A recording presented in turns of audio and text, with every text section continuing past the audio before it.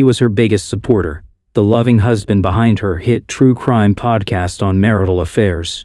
He never imagined the financial crime investigation would lead back to his own home, or that he was the real subject of her most devastating story. This wasn't just betrayal. It was a meticulously planned plot to destroy him, using the very platform he helped her build. How did a show about liars become the biggest lie of all? The final act of revenge is something you have to hear to believe. If you enjoyed this video or found it helpful, go ahead and give it a like. It really helps me out. And if you haven't already, hit that subscribe button so you don't miss any future videos. Thanks a bunch. The voice on the phone was professionally calm, which only made the words feel like ice water in my veins. Mr. Henderson, this is Mark from the Fraud Prevention Department at Capital Mutual Bank. I'm calling about a wire transfer flagged by our system this morning. We just need to verify it with you. I was standing in the kitchen of our sun-drenched home in a quiet suburb of Austin, Texas, the smell of freshly brewed coffee hanging in the air. Outside, the sprinklers were tracing lazy arcs over the perfectly manicured lawn. Everything was, on the surface, perfect. I leaned against the cool quartz countertop, a smile on my face. Sure, Mark, what's up? My wife Sarah probably just bought some new equipment for her show. She gets a little click-happy sometimes. There was a slight pause on the other end, a professional, yet deeply unsettling pause. Sir, the transfer was for $94,000. It was wired to a newly opened LLC based in Delaware. The coffee mug in my hand felt suddenly heavy. $94,000. The number didn't compute. It was a chunk of our life savings, the money we were earmarking for a down payment on a vacation home in Port Aransas. I think there must be a mistake, I stammered, my heart starting to thrum a nervous, heavy rhythm against my ribs. An LLC? No, that can't be right. Sarah would have told me. We discuss every major purchase. Mark's voice remained level. The transfer was initiated from your joint savings account using the credentials from your home IP address at 2:17 a.m. this morning. The LLC is registered under the name Alibi Creative Group. Alibi Creative. The name was a punch to the gut. It was a name Sarah had joked about once, months ago, over a bottle of wine. If she ever started her own media empire, that's what she'd call it. A sick, inside joke that I was only now beginning to understand. But I couldn't let my mind go there. Not yet. This was Sarah, my Sarah, the woman I'd loved since college, the brilliant, charismatic force of nature who had, in the last 2 years, become a minor celebrity. Her podcast, The Deceitful Heart, was a phenomenon. Each week she'd dive into a true story of spousal betrayal, infidelity, hidden debts, secret families. She had this incredible hypnotic voice, and a knack for psychological analysis that made listeners feel like they were getting a masterclass in human darkness. I was her biggest fan, her first editor, the guy who set up her recording studio in our spare bedroom. I'd listen to her practice her scripts, her voice dripping with righteous condemnation for the liars and cheaters, and I'd feel a swell of pride. She was standing up for the wronged. She was giving a voice to the betrayed. Mark, I said, my own voice sounding thin and distant. Don't cancel the transfer just yet. Let me speak with my wife. I'm sure this is just a misunderstanding. Of course, Mr. Henderson, but the flag is time sensitive. We'll need confirmation from you within the hour, or we'll be obligated to lock the account and open a formal investigation.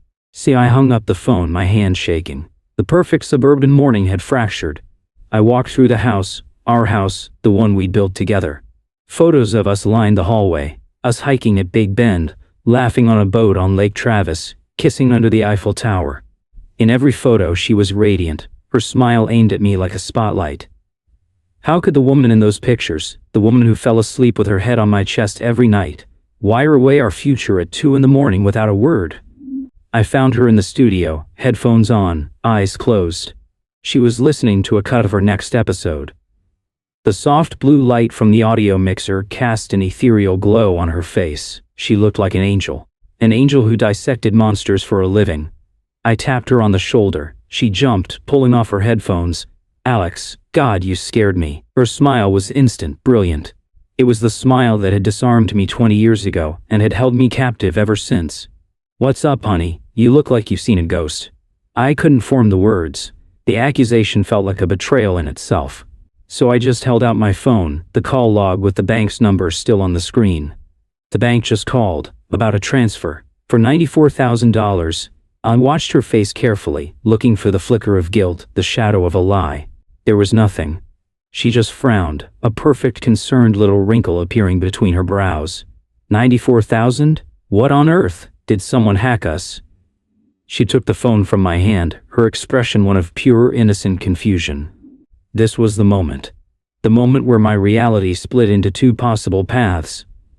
On one path, my wife was a victim, just like me. On the other, she was a performer, and this was her greatest role. My mind, desperate for solid ground, clung to the first path. That's what I thought, I said, relief washing over me. The name on the company was Alibi Creative Group. Her eyes widened, and she let out a short, sharp laugh, a laugh of disbelief. Alibi Creative? You're kidding me. That stupid name I made up? Someone is messing with us, Alex. This is serious. She was already dialing the bank back, her voice firm and authoritative as she navigated the phone tree. Yes, I need to speak to your fraud department immediately. My husband and I are the victims of a major theft. I watched her, a commander taking charge of a crisis. She was magnificent. She spent 20 minutes on the phone, her voice a cocktail of outrage and efficiency. She used phrases from her podcast: breach of trust, financial violation, digital footprint. She was performing, and I was her captive audience. When she hung up, she turned to me, her eyes glistening. They're launching a full investigation. They've frozen the account. Oh, Alex, this is a nightmare. She collapsed into my arms, and I held her tight, stroking her hair. I felt like a fool forever doubting her. The world snapped back into place. We were a team. It was us against some faceless, malicious hacker. That night, she suggested we open a bottle of our best wine. To us, she said, clinking her glass against mine. For surviving the day from hell. And she was more affectionate than usual, her hand constantly finding mine, her eyes holding my gaze a little longer. It felt like a reaffirmation, a renewal of vows in the face of an attack. We talked for hours, but not about the money. We talked about our future, the house in Port Aransas, the trips we'd take. It was a deliberate act of looking forward, of refusing to let the darkness win.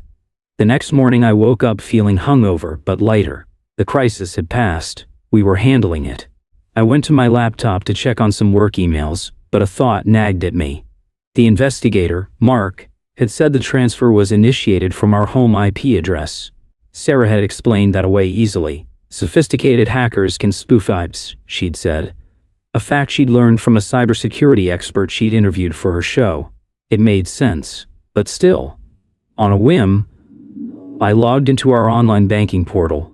The account was, as promised, frozen, but I could still see the transaction history. I scrolled down past the pending fraudulent wire transfer. I kept scrolling, back weeks, then months. I wasn't sure what I was looking for. I just had this cold, nagging feeling, a splinter in my mind. And then I saw it. It wasn't a huge, glaring transfer. It was small, almost invisible, a $400 payment from our joint checking account 3 months ago. The recipient? FindMeFast.com. It was a people finder service, one of those slightly sleazy websites that digs up information on people for a fee.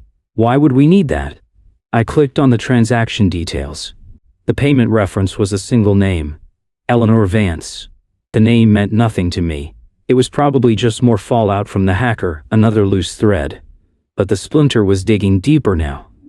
I opened a new tab and typed the name into a search engine.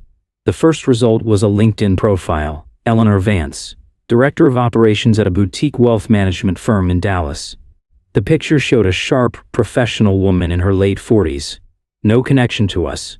I was about to close the tab when I saw the people also viewed section on the side, and my world tilted on its axis for the second time in 2 days.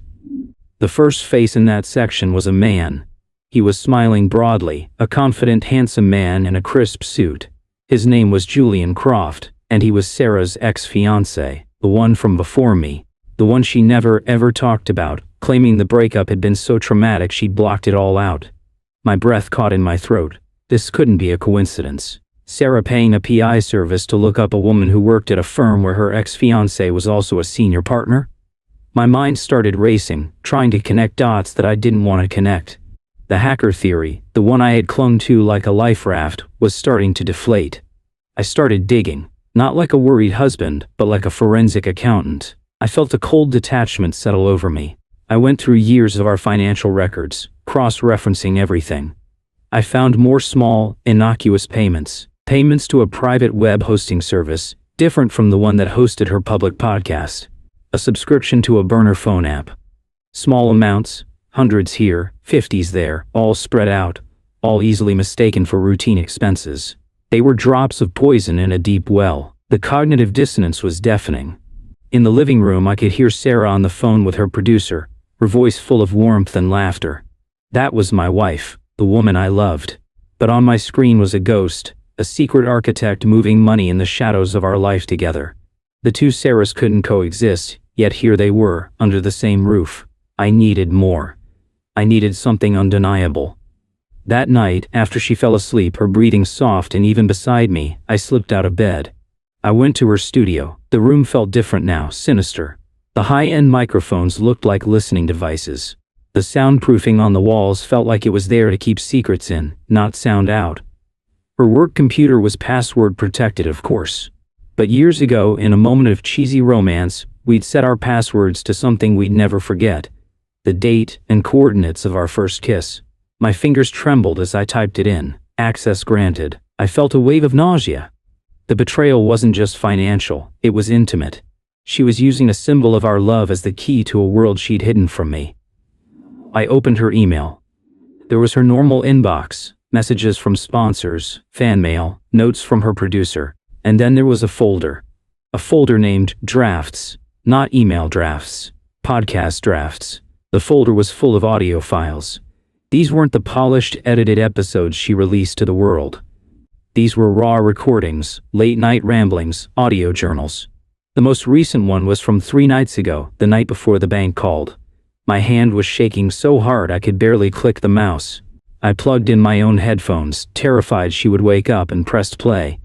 Her voice filled my ears.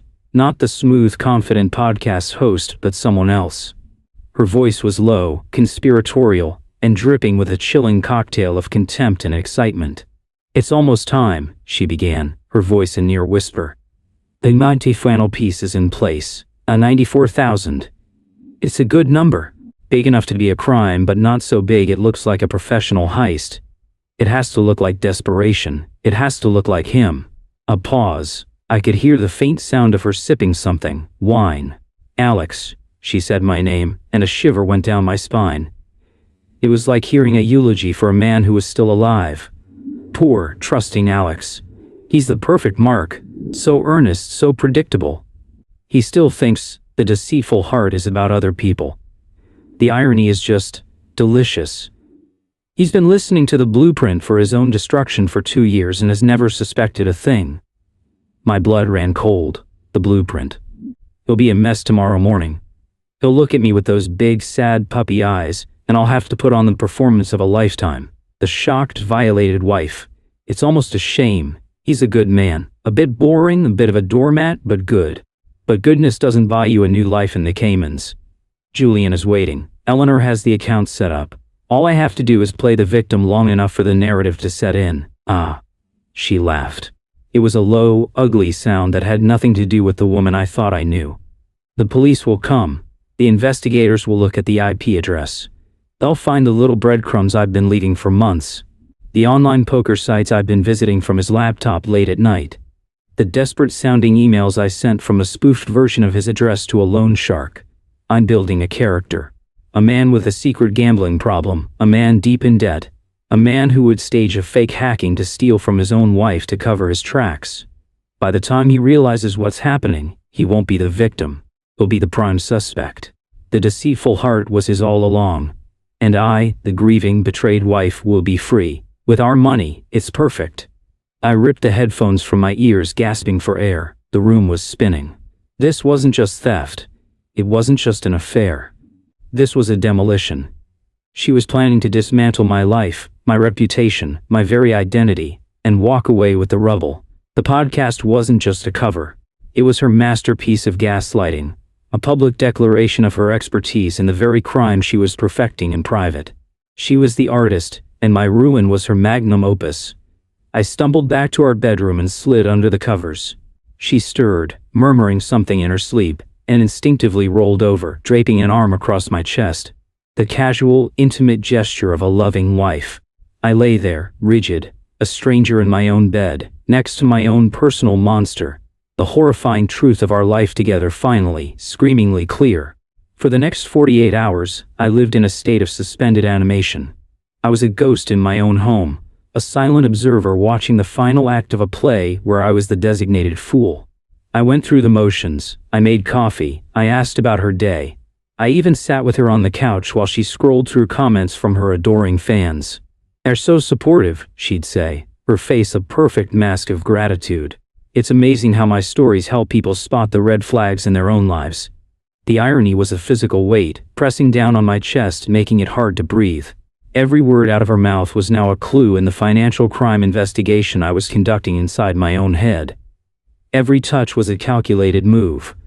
The cognitive dissonance was a roaring inferno. My mind knew she was the sociopath orchestrating my complete ruin. But my body still remembered 20 years of love.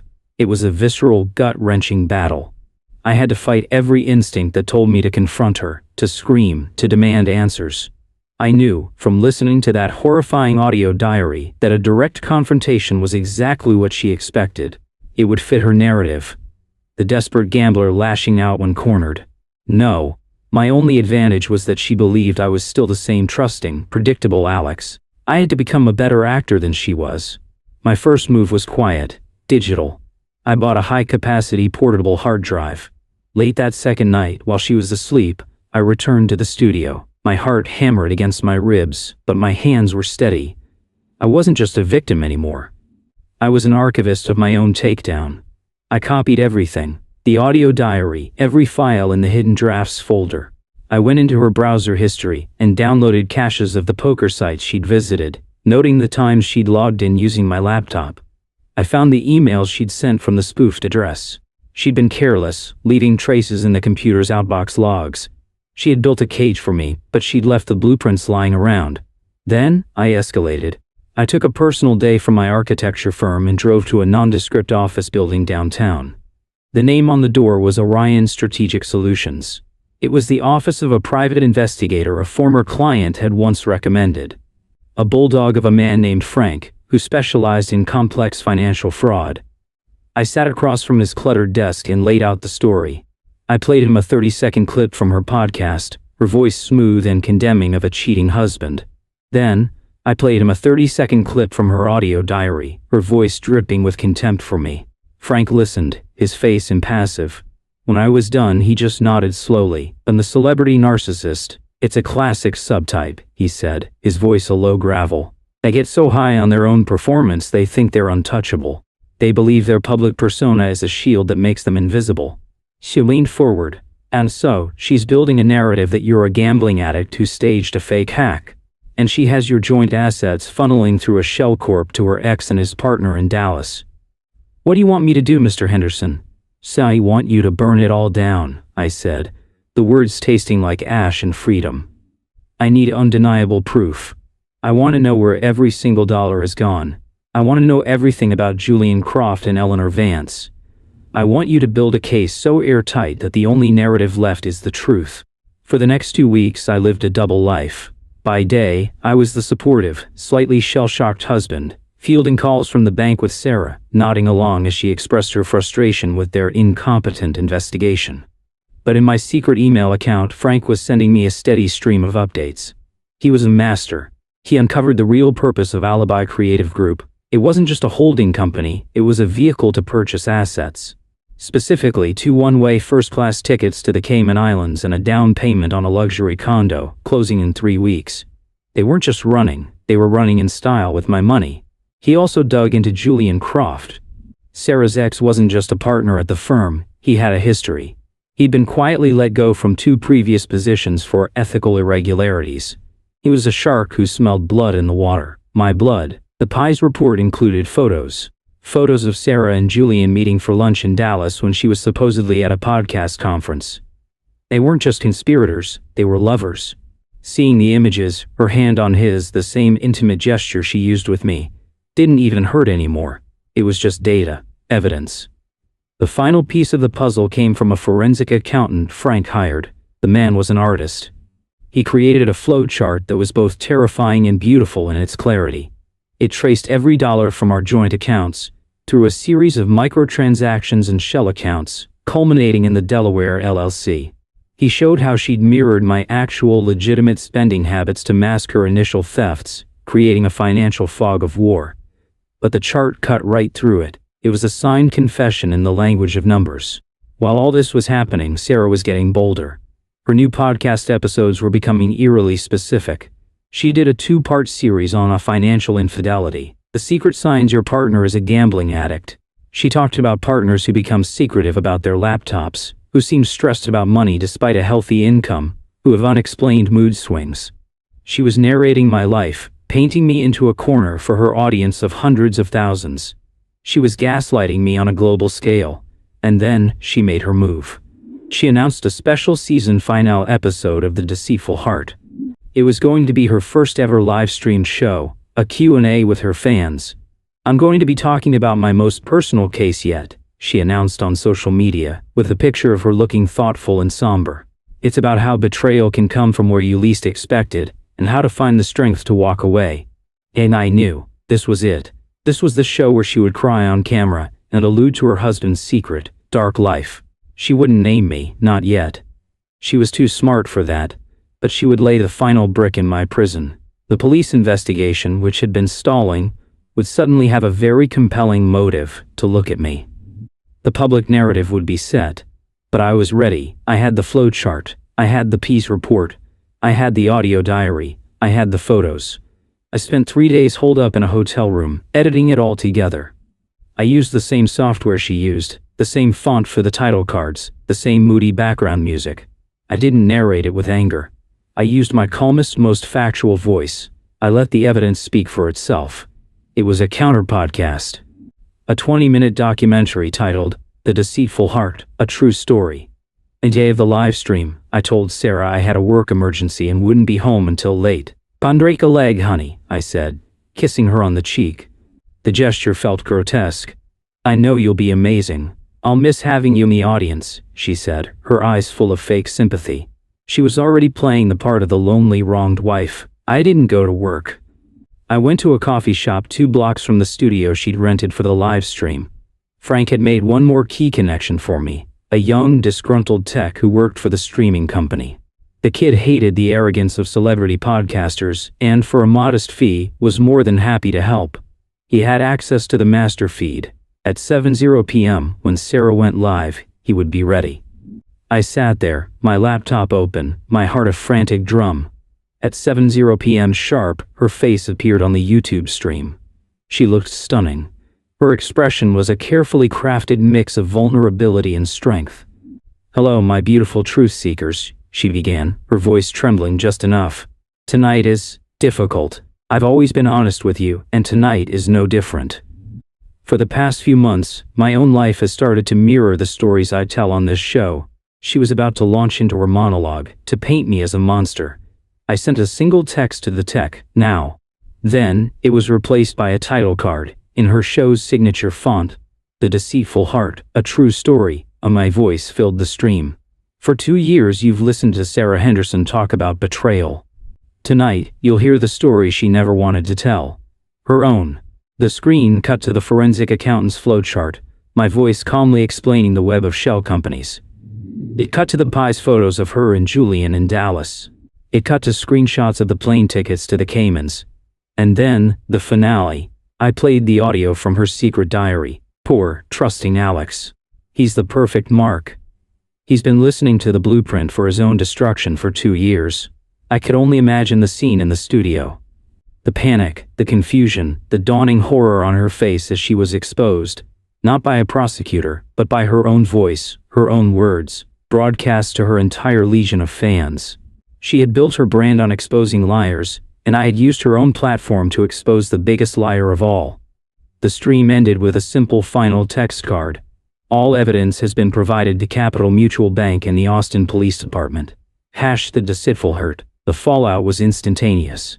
The live chat exploded. Social media went into a meltdown. Within 10 minutes, news aggregator sites were picking up the story. True crime podcaster exposed in on-air hoax. Her career wasn't just over, it was a smoking crater. Her name was now synonymous with the very deceit she claimed to fight. I closed my laptop and took a long, slow sip of my cold coffee. I felt no joy, no triumphant surge of adrenaline, just a profound, quiet, and immense sense of relief. The weight was gone. The police arrested her and Julian the next day. The evidence was overwhelming. The bank's investigation, armed with my documentary, reversed all the fraudulent charges and worked with me to secure my assets. Sarah's public image was so thoroughly destroyed that she had no leverage. She took a plea deal. I'm still in the house. Our house. It's quieter now. The recording studio is just a spare room again.